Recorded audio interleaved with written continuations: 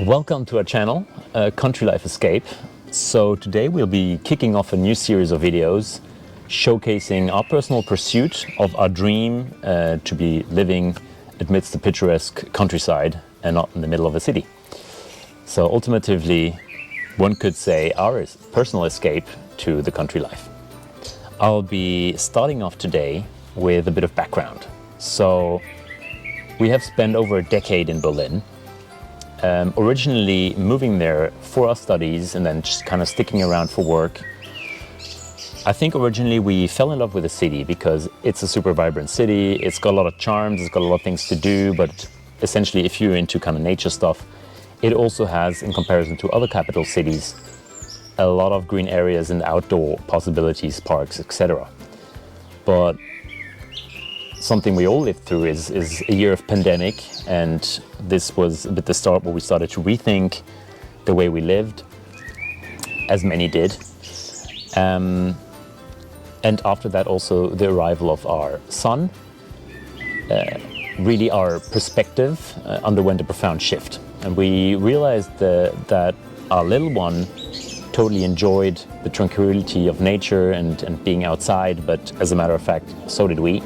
We just started to actually take the time to spend more time outside, and this is how we noticed that we were missing this actually in the first place. Not sure if this is something we now noticed more because of the foregone events, or we're just growing older and maybe have this way of viewing things a little different. However, because of this change in our perspective, this really prompted us to seek a place that we could be retreating to from our day-to-day life in the city, in the countryside. So yeah, exactly. So at first we looked at small garden properties in the outskirts of Berlin, but due to high demand and waiting lists, this was really difficult. And as we visited Sepp's sister's garden more and more, we really began to long for the rural life, and especially as our son loved nature so much. And also as career-oriented individuals, we had a shift in perspective due to becoming parents, and this totally changed the way we saw our corporate jobs. And also the remote work experience did the rest, and we decided to really go for it. And with renewed determination, we decided to look for property beyond Berlin and venture into the countryside. So we had quite the clear picture in our minds. We envisioned a house with obviously a place to live, but also additional space to grow. I personally love building things, so I definitely needed space for that. And the lack of space, or actually a proper workshop, living in the city in the past decade, has definitely been a major pain for me. So yeah, that was a big criteria. Also, we wanted the place to be surrounded by nature, really located remotely, with no direct neighbors, and ideally blessed with a stunning view on the mountains or a lake or something of that kind.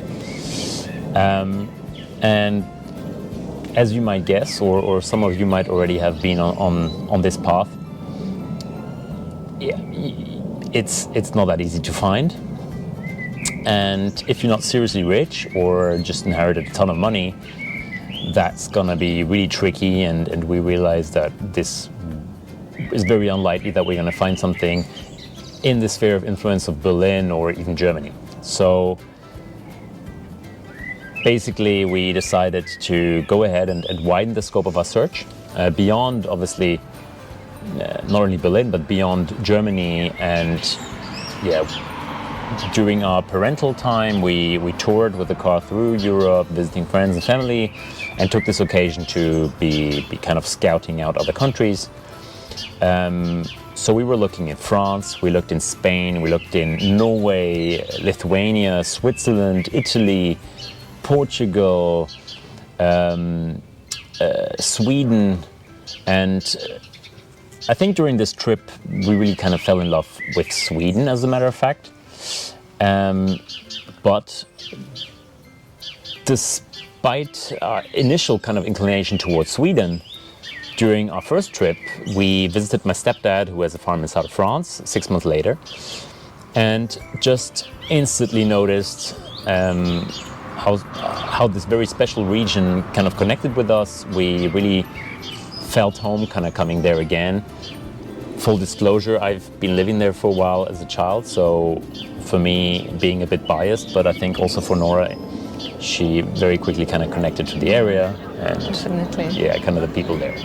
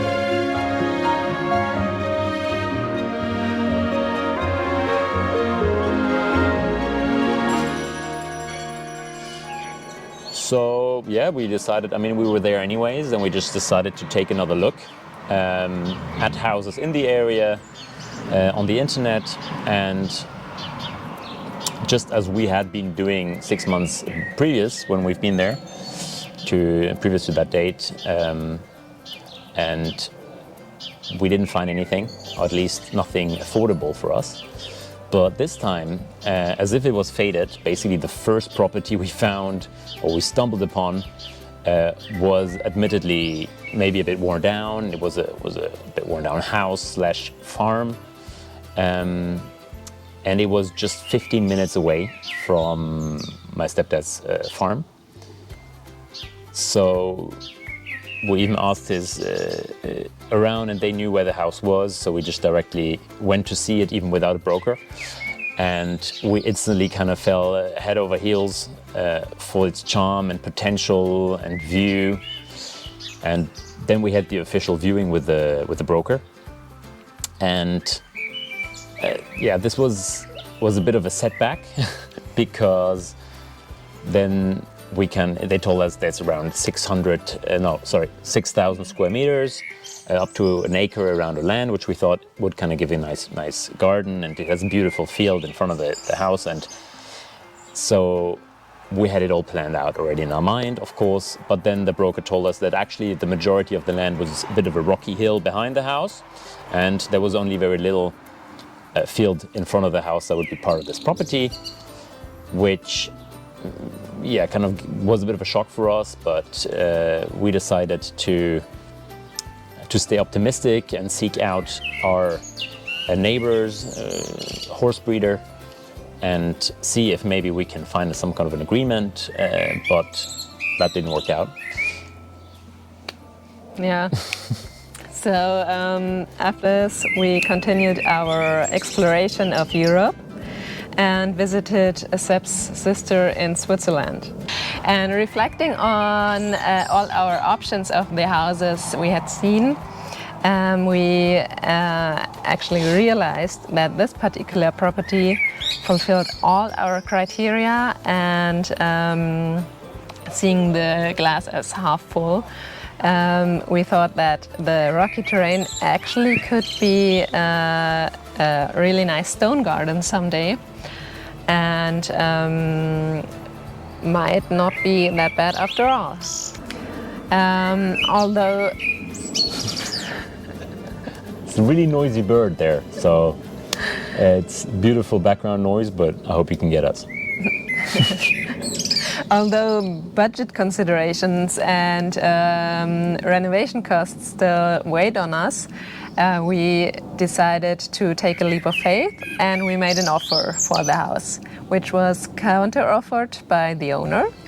And after careful consideration, we decided to go for it, and we agreed to a pre-contract in March last year, with plans to have the contract signed in July.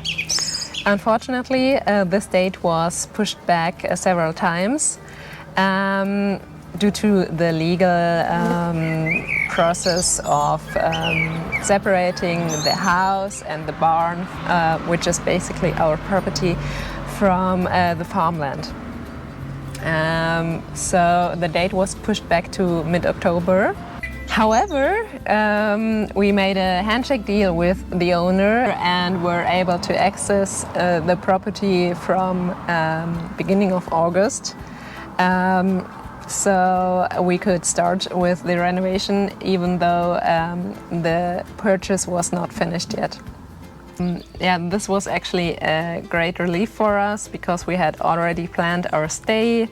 And we bought a trailer to drive down, and we collected lots of material and stuff from friends and family to upcycle and to use for the renovation and so on.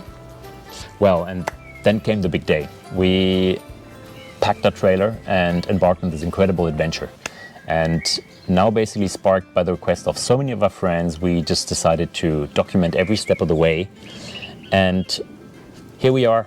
And we want to invite you guys as well along on this roller coaster ride, sharing in the highs and the lows, and obviously all the lessons learned along the way, and with all that's to come. So don't forget to subscribe, follow, and share with your friends and family to make sure they can also come along and escape to the country life with all of us. Also, we'd love to hear your thoughts, your dreams, and potentially already experiences of that kind in the comment section below. So stay tuned for weekly updates, and let's escape to the country life together. And without further ado, let's go get things done.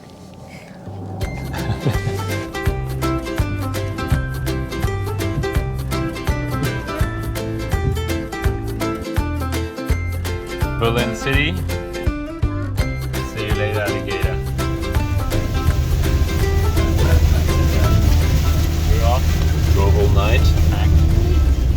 From Berlin, no, actually it's not true. I drove from Berlin to Frankfurt, and then Frankfurt, picked some stuff up, drove all night down here, and nearly there. So